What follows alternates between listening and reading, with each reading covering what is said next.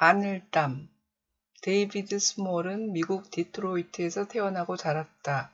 예일 예술대학원을 졸업했고 수년간 미술을 가르쳤다.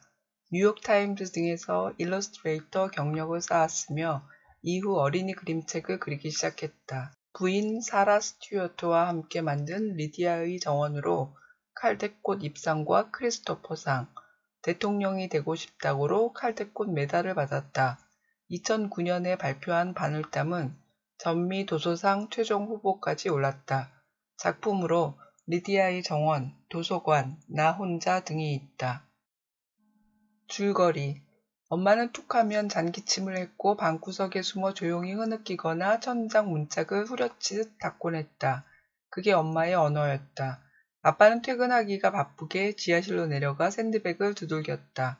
그게 아빠의 언어였다. 테드 형은 북을 두드렸다. 6살인 나는 알아눕기, 그게 내 언어였다. 아빠는 의사였고 내 부비강을 치료한다며 X선을 수차례 쏘아주었다. 외할머니와 외할아버지는 댄스파티에서 사랑했으나 할아버지네 부모님이 허락하지 않았다. 할머니와 할아버지는 몰래 도망을 쳤고 엄마를 낳았다. 엄마는 심장이 왼쪽이 아닌 오른쪽 가슴에 붙어 있었다. 외할아버지는 엄마가 10살 때 한밤중에 차를 몰다가 낭떠러지 너머로 추락해서 돌아가셨다. 증조 할머니의 며느리 박대는 한층 심해졌고 증조 할아버지는 배수관 세정제로 자살을 시도했다. 할머니는 한동안 가정부로 일했고 재혼을 하셨다.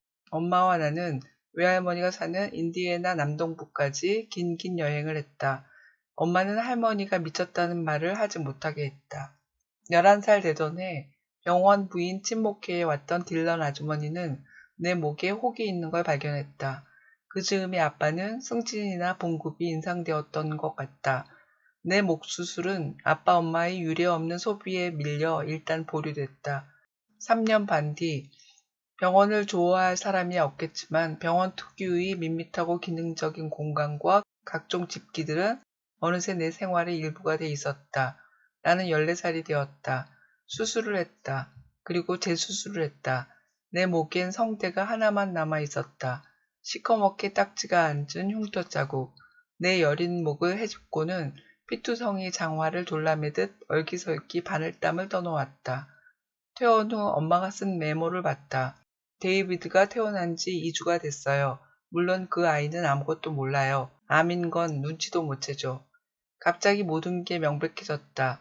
수술을 2번씩 해야 했던 이유, 갑상선과 성대가 제거된 이유, 1차 수술 직후에 부모님이 애써 진짜 가족인 척 연기를 했던 이유도, 엄마가 병원에 온 곳은 내게 마지막 작별 인사를 하러 온 곳이었다. 1년간 난 일주일에 서너 번은 좁아지는 통로가 점점 작아지는 문들을 지나는 꿈을 꾸며 당혹감과 절망감에 괴로워해야 했다.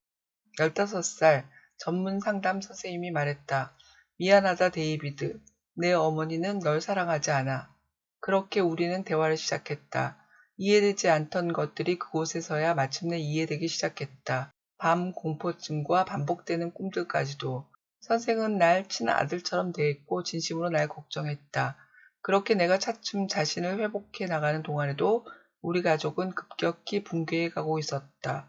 일찍 귀가한 어느 날 오후 침대에 있던 어머니와 딜런 아주머니를 봤다. 어머니가 평생 예감해 왔을 순간을 현실로 만들었다. 외할머니는 의붓 할아버지를 가두고 집에 불을 질렀고 다행히 의붓 할아버지는 구출되었고 할머니는 주립정신병원에 끌려갔다. 아버지는 나를 불러 내가 암에 걸린 건 자신 때문이라고 했다. 어릴 때 아버지가 했던 X선 치료 때문이라고.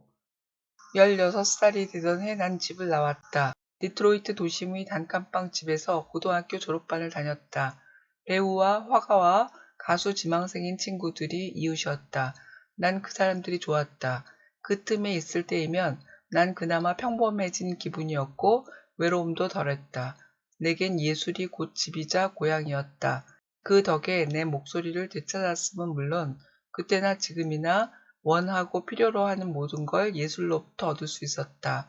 30살이 되던 해 대학에서 소묘를 가르치고 있을 때 어머니가 위독하다는 전화가 왔다. 어머니 눈에서 눈물이 흘렀고 어머니는 그날 밤 돌아가셨다. 내가 6살인 꿈을 꾸었다. 어머니는 할머니가 있는 주립병원으로 가는 길을 빗자루로 쓸고 있었다. 나를 위해 길을 쓸고 있었다. 하지만 난 그 길을 따르지 않았다. 의미를 찾는 질문, 사랑의 힘. 자신을 사랑하지 않는 어머니 밑에서 자란다면 세상이 어떻게 느껴질까? 데이비드 스몰이 겪었던 아픈 이야기다. 가족들과 함께 지냈던 어린 시절은 절망적이고 암울했다. 그를 일으켜준 것은 예술이었다. 예술을 하는 친구들이 가족들보다 좋았고 예술이 집이자 고향이었다. 드로잉으로 그린 바늘땀은 침울하고 섬뜩한 느낌이 든다. 작가의 어린 시절을 이야기하고 있다. 반면 데이비드 스몰의 다른 작품 리디아의 정원, 도서관의 그림들은 매우 따뜻하고 밝다. 부인 사라 스튜어트가 글을 써서 함께 출간한 작품들이다. 불우한 어린 시절을 보냈지만 예술과 사랑으로 아픔을 이겨냈다. 데이비드 스몰의 어머니는 동성애자였다. 그녀의 엄마는 정신병원에 입원을 했고 할아버지는 자살을 시도했으며 할머니는 도벽이 있었다. 데이비드 스몰은 어머니의 사랑 없이 불행한 어린 시절을 보냈다. 어머니의 관점에서 볼 때 어머니 역시 가족과 세계의 질서에 눌려 힘들게 살아간 사람이었다. 데이비드의 부모는 데이비드의 목에서 물혹이 발견되었지만 사치스러운 소비를 하면서도 아들을 방치했다. 3년 반이 지나고 나서야 간단한 피지 낭종이었던 혹을 제거하는 수술에 들어갔다. 하지만 그것은 2차 수술을 해야 하는 암덩어리였다. 데이비드가 어머니로부터 따뜻한 사랑을 받고 자랐다면 어떤 차이가 있었을까? 목의 혹 제거 수술을 일찍 했다면 몸의 상태는 훨씬 나았을 것이다. 부모가 위로와 격려로 도왔다면 데이비드가 무면허 운전죄로 체포되거나 학교에서 3번이나 도망치는 일들이 일어나진 않았을 것이다. 무엇보다 1년이나 계속되었던 끔찍한 악몽 속에서 절망감에 괴로워하지 않았을 것이다. 불행하게 지내지 않을 수 있었다. 부모가 그를 사랑으로 돌보았다면 가족 간의 사랑이 무서울 만큼 크고 강력한 삶의 동력이라는 것을 새삼 깨닫는다. 정확히 읽기. 책에 있는 사실을 찾으세요. 데이비드가 설명한 엄마의 언어는 무엇인가요?